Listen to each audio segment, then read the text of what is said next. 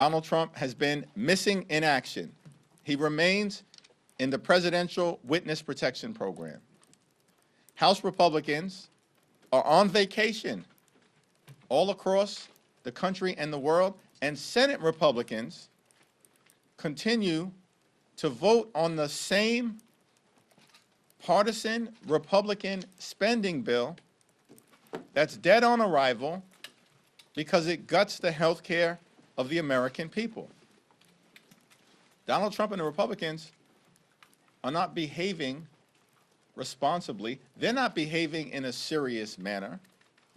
They don't want to reopen the government, and they certainly do not want to address the health care crisis that Republicans have created throughout this year, including as it relates to their one big ugly bill that hurts everyday Americans in order to reward their billionaire donors.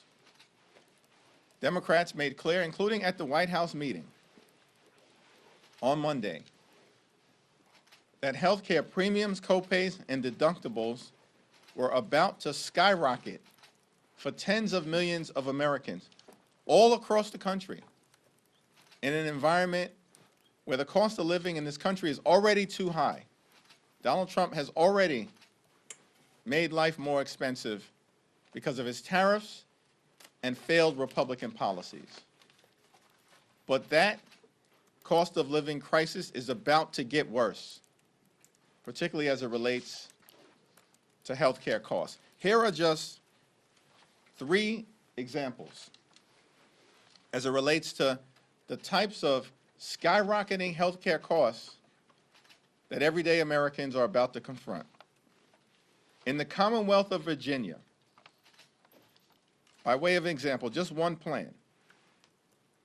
Currently, this health care plan costs an everyday American, a working class American, $595.94 a month. But because Republicans refuse to extend the Affordable Care Act tax credit, that same plan is going to go up to $1,890 per month. How is that possible for working families to afford? That's in Virginia. In Idaho, Silver Plan currently available for $611 per month.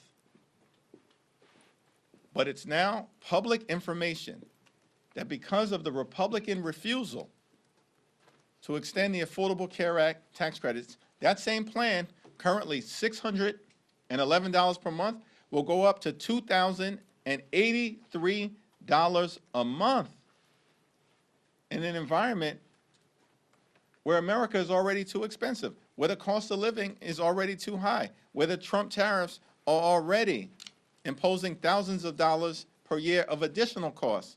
And now, healthcare costs is about to skyrocket out of control. One final example. In Georgia, the heart of Dixie, in the Deep South, current Silver HMO plan from Kaiser Permanente, currently it costs $699 per month. But because of the Republican refusal to extend the Affordable Care Act tax credits, that same plan, currently $699 per month, is about to skyrocket to $2,763 a month. This is going to cause medical bankruptcy for some, and millions of others will be unable to afford the health care that they need for themselves, their children, and their families. This is why we need to deal with the Republican health care crisis right now, because the crisis is having real impact on working class Americans right now. And the notion that there's time to wait. Think about this, that Republicans spent all year focused on their one big ugly bill so they can permanently extend massive tax breaks for the wealthy, the well-off, and the well-connected, for their billionaire donors, in order to subsidize the lifestyles of the rich and shameless. That's what they've done all year. And these tax breaks for the wealthy and the well-off, they were scheduled to expire on December 31st. But they spent months obsessed with rewarding their billionaire donors with massive tax breaks, but now claim that the Affordable Care Act tax credits, which expire at the same time as those tax breaks for their wealthy friends, no, they can't be bothered. They can't be bothered with extending them right now. Why is this? Because Republicans just want to gut health care for the American people. And Democrats will continue to stand on the side of the American people, fight for their health care, and improve their quality of life. Questions? Majority Leader Thune, Speaker Johnson have said that they are willing to negotiate on the ACA tax credits, but only if the government is reopened. Is it that Democrats don't trust that they would negotiate in good faith without the leverage of a government shutdown? Well, we don't view a government shutdown as leverage. Republicans have shut the government down. Republicans control the House, the Senate, and the presidency. They've shut the government down. Now, of course, we've made clear we will work in a bipartisan way with our Republican colleagues to try to find a path forward, reopen the government, and reach a spending agreement, but it has to meet the needs of the American people. If we're going to vote affirmatively on a spending bill, I think the American people understand it's reasonable for us to make the point that that spending bill should actually improve the lives of the American people, particularly as it relates to dealing with the Republican health care crisis that is present right now. And why would we believe that Republicans have any interest in addressing the Affordable Care Act based on their word? When for 15 years, Republicans have been doing everything possible to gut the Affordable Care Act, to repeal and displace people off the Affordable Care Act. And Democrats have pushed back aggressively against them, and thankfully, several years ago, with the courageous support of then Senator John McCain, we stopped the Trump Republican effort. Does that mean Democrats should hold out for a deal that's down on paper rather than one that's promised? It means that we need an ironclad legislative agreement to address the health care issues that we have raised, including the Affordable Care Act. Mr. Leader, good afternoon. Thank you. I know there's a lot of messaging going on both sides of the aisle, even inside your party.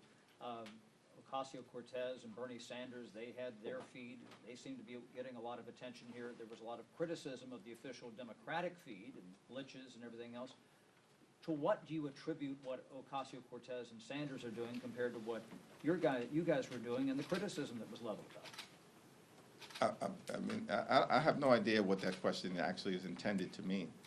Like, Democrats have been all over the country engaging in every possible way, communicating with the American people that we're privileged to represent as it relates to the stakes of this fight. And our position, from the most progressive member all the way through to our most moderate members, has been consistently clear. Cancel the cuts, lower the costs, save health care. And everybody's on board because we all share those values. And we continue to be in a more is more environment.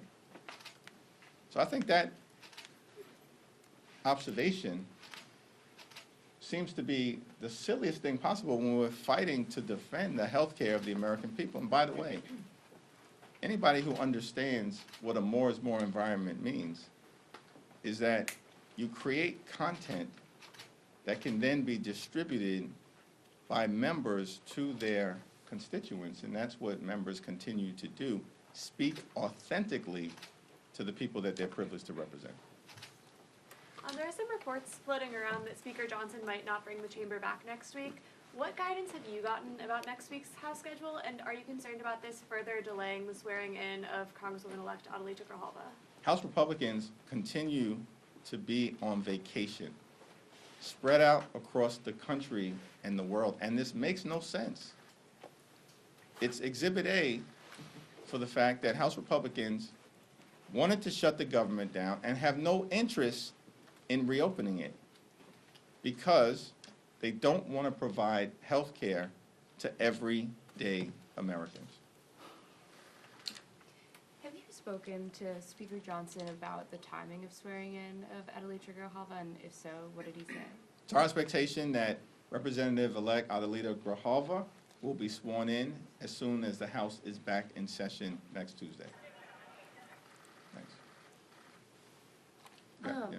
Congressman Khanna tweeted at Standing Hoyer about receiving AIPAC money, calling for him to step aside. Do you have any comments on the sentiment that he put out and AIPAC's response? I haven't seen that particular social media post, so I'd have to talk to Congressman Khanna about it. But what I will say is that Standing Hoyer has been a tremendous public servant throughout the duration of his career. And there's a reason why his constituents continue to elect him. It's my expectation that that will continue. Thank you. Thanks. You got it. No, thank you, Leader Jeffries. The White House has said that it's preparing for mass layoffs all throughout the government, and President Trump himself posted a video of Rust's vote being depicted as the Grim Reaper. Do you have a response to the cuts that might be impending given the ongoing shutdown? Well, Donald Trump and Republicans have shut the government down as part of their ongoing effort to inflict pain and suffering on the American people. This is day 3 of the Trump shutdown, but it's day 257 of the chaos that Donald Trump and his administration and Republicans have been inflicting on the American people, including mass firings that they've already done outside of a government shutdown. This is who they are. Cruelty is the point when it comes to Trump policies. And his administration and Republican control of the House and the Senate has been a complete and total failure. And the American people know it. The overwhelming majority of the American people have already come to the conclusion that the country is moving in the wrong direction, that costs are too high, that the Trump tariffs have been a failure, that Republicans have broken our health care system, that the flood of extremism that has been unleashed on the American people, on black and brown communities, on law-abiding immigrant families, on the rule of law, on the American way of life itself, is out of control. And that Donald Trump and Republicans have failed to keep their core promise, which is to make life better and more affordable for the American people. Costs haven't gone down, they're going up. And healthcare costs are about to skyrocket because of the Republican refusal to extend the Affordable Care Act tax credits or address the healthcare crisis that they've created. Last night, the president also posted a video of an artificial intelligence-generated video of you being thrown a "Make America Great Again" hat. How do you have a response just to the videos and comments that he's been making on social media about you and Leader Jeffries, and how do you believe that that may impact your ability to negotiate with them? Well, Donald Trump has behaved in a deeply unserious and deeply unhinged manner. And it's evidence of the fact that Republicans have a weak argument. So they've resorted to deepfake videos and to lying about the nature of the policy discussion.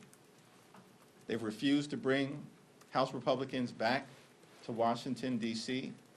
It's all evidence of the fact that Republicans are unserious. They know that Democrats are standing on the side of the American people by fighting to defend their health care, defend hospitals and nursing homes and community-based health centers that are closing all across America because of the Republican action taken in their one big ugly bill. They're on defense because they know that they enacted the largest cut to Medicaid in American history. They're on defense because Republicans know that as a result of their actions, the country is about to face a $536 billion cut to Medicare at the end of the year if Congress doesn't act.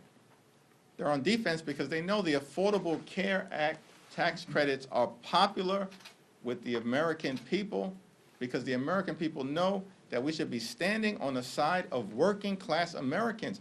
That's what Democrats are doing, as opposed to Republicans always being on the side of the wealthy, the well-off, and the well-connected. Thank you, Leader.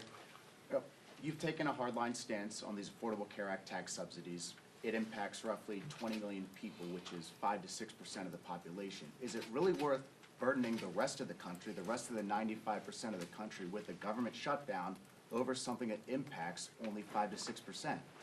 We've made this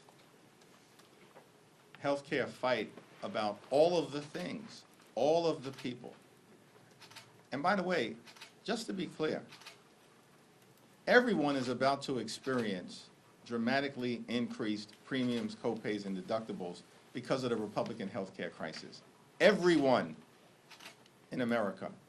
And as that happens, they'll know that this is a result of Donald Trump and failed Republican policies who have launched the largest assault on health care in American history. It's a Republican assault on the health care of rural America, urban America, small-town America, the heartland of America, and black and brown communities all across America. It's an unprecedented Republican assault on health care and a massive crisis that impacts everyone, which is why we've been very clear. We're fighting for everyone.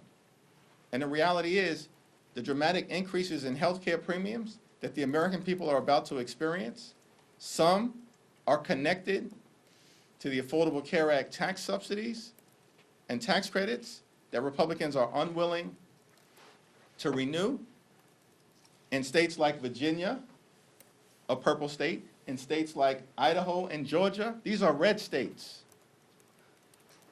So is your question, we shouldn't be fighting for the people of Georgia and Idaho who are about to experience dramatically increased health care costs? Is that not a good fight for us to wage? We're standing up for Republican constituents because Republicans won't stand up for their own constituents. But this is everyone in America. Everyone in America is suffering because of the cost of living crisis caused by Donald Trump's failed policies, and everyone in America is suffering from the Republican health care crisis. Well, they said they're willing to negotiate Everyone. when it reopens. Thank you, Leader.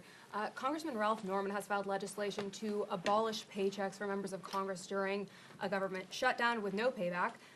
Seeing as tens of thousands of Americans will now go without pay for the foreseeable future as a result of the government shutting down, would you agree that members of Congress should also go without pay, and is that something you would support? Yeah, I haven't had a conversation with Ralph Norman or seen that legislation. Thank you, Leader Jeffries. To the earlier question on Republicans possibly not coming back to the House next week, if they don't, would you still bring House Democrats back into town, similar to what you did this week? Yes. Thank you.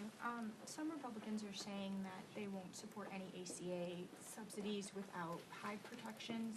Is that something that Democrats are open to or could support? Here's the problem with Republicans. They continue to try to jam their extreme right-wing ideology down the throats of the American people. When will they learn their lesson? I mean, this is about the health care of everyday Americans. They continue to try to confuse the issue. We're fighting for hard-working American taxpayers to make sure that working-class Americans don't continue to suffer from the Republican health care crisis. And now Republicans want to inject other issues. These aren't serious individuals. They want to keep the government shut down. They shut it down, and now they want to keep it shut down. And the American people know it. Leader Jeffries, could you elaborate on what you meant by when you said the president was in the Presidential Witness Protection Program? Donald Trump continues to hide behind deep fake videos since the meeting in the Oval Office on Monday. And it's reasonable for the American people to wonder what's going on. Why is there no presidential leadership? Vice President Vance offered to come up to Capitol Hill. I've been here all week. We've heard nothing. Radio silence from the White House, radio silence from House Republicans, and radio silence from Senate Republicans because they're not serious. They wanted to shut the government down. They want to inflict pain on the American people. They want to continue the chaos that has been unleashed from the very beginning. They don't want to do anything about the cost of living crisis that Republicans have created, making life more expensive, groceries more expensive, housing costs more expensive, electricity bills skyrocketing and through the roof all across America.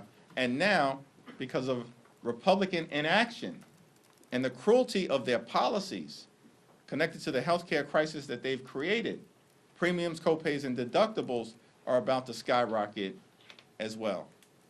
This is the consequence of complete control of government in Washington, D.C. by Republicans.